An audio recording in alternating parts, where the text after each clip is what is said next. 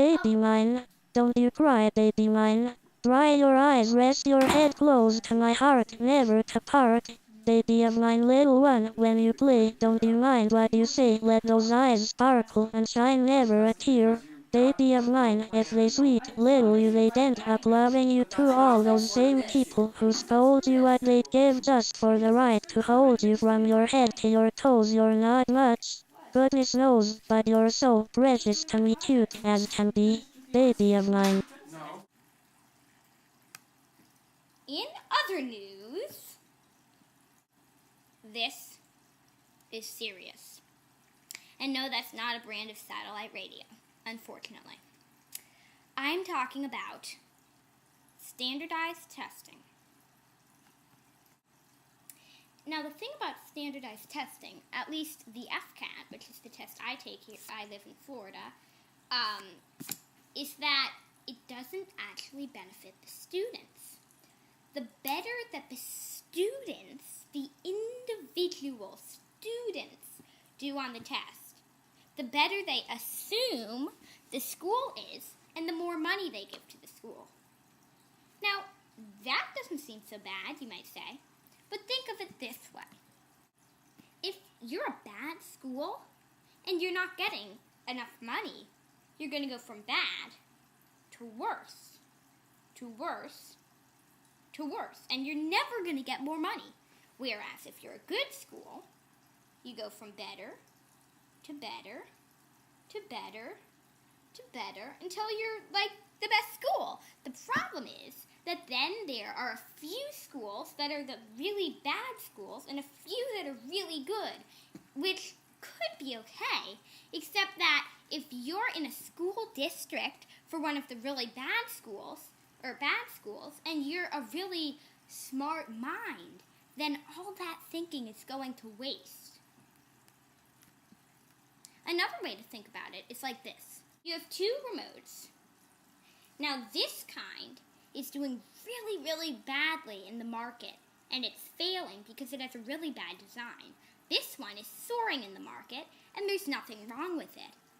Now, if you think like the FCAT does, you would be putting all your money into the really good remote, and the bad remote would just wither away. Which seems alright, except that then you've only got one kind of remote. Whereas if you kept this remote being really good, you barely need any funding to do that. And every once in a while, boost it just a little so it doesn't slip into the bad region, or, area, views, etc. And you give the bad remote all the money, then the bad remote will eventually get better.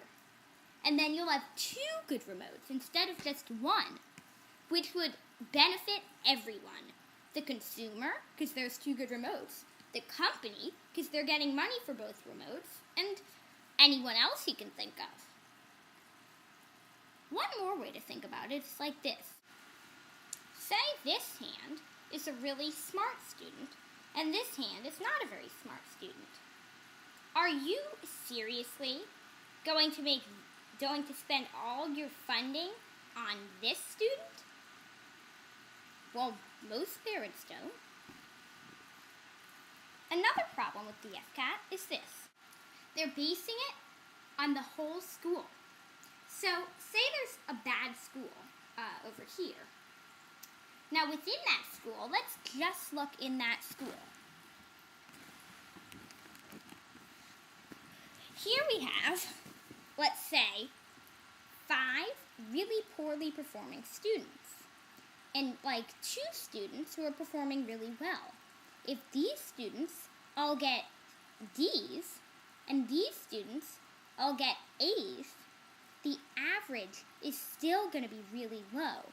And so these 2 students are going to be not thriving. They're going to be in a bad school that's getting worse. And so eventually, none of the students will be good. And it'll be considered a bad school. Meanwhile, over here at this school, there may be 5 really good students and 2 that just aren't that great. Now, it does benefit these 2 students. The FCAT does. So there are its advantages, because these students are going to gain knowledge. But here's the thing. Remember, unless you go to a private school, or there's an AIM program, like what very luckily happened to me, you have to go to a certain school. If you're zoned for it, it's not like you have a choice. And if your district has a bad school, like this one over here, then you're not going to thrive. That's the problem with the FCATs. Sorry about the pointing thing. Just this weird mirror image reversal on the iMovie.